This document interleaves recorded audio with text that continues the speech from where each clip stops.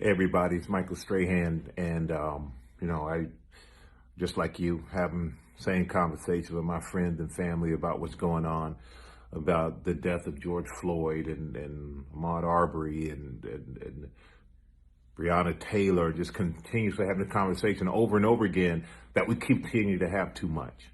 I don't get it, don't understand it, mad as hell about it, because we continue to have the same conversation. And at the end of the day, there seems to be no resolution, no justice, no finish. And I think that is the frustrating thing. It's very hard to understand as a black man why the color of your skin makes people scared of you.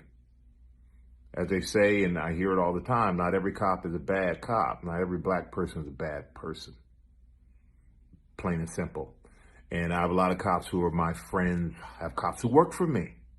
They are incredible people. We share, some of my best friends actually share tons of stories. Like it's amazing. They're amazing people, but they're always in everything. These situations especially, there are people who make one entire profession, one group of people look bad.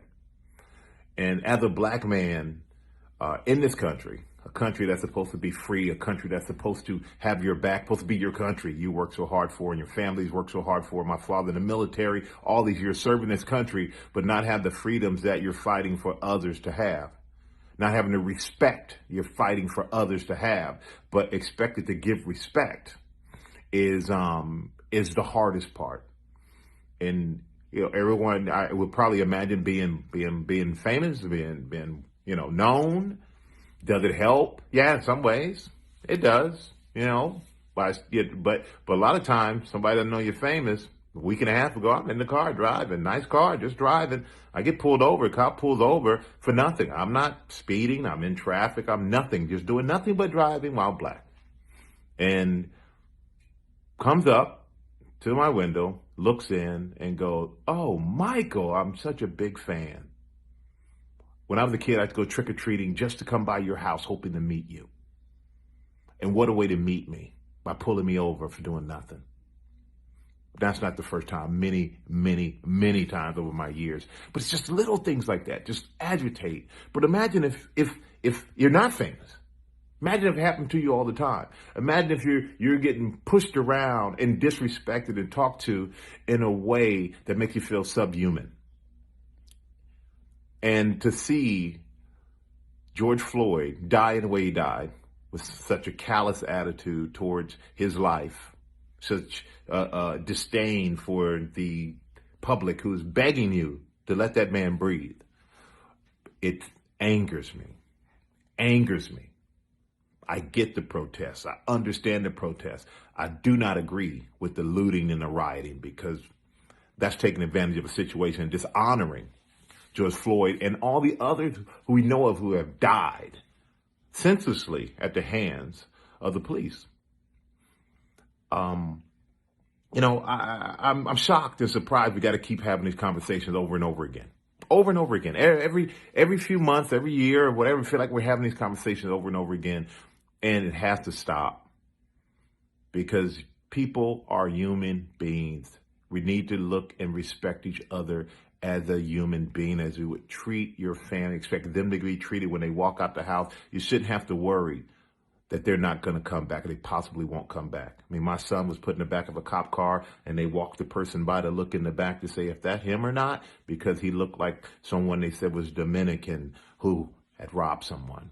Shouldn't happen. Shouldn't happen, people. So am I pissed? Absolutely. But as a black man, if I show too much anger, then you're scared of me. Shouldn't be the case. Shouldn't be the case. And I hold on to hope.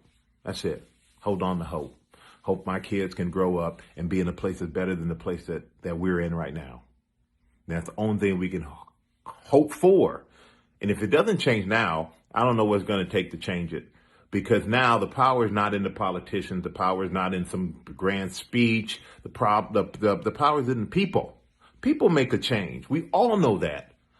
So we need to stop depending, I feel, on others to change for us, and we got to get together and we got to make a change for ourselves in a positive way, in a peaceful way, if possible. Continue to have these conversations. I think it's important. Continue to respect each other. That's important. And most of all, God, just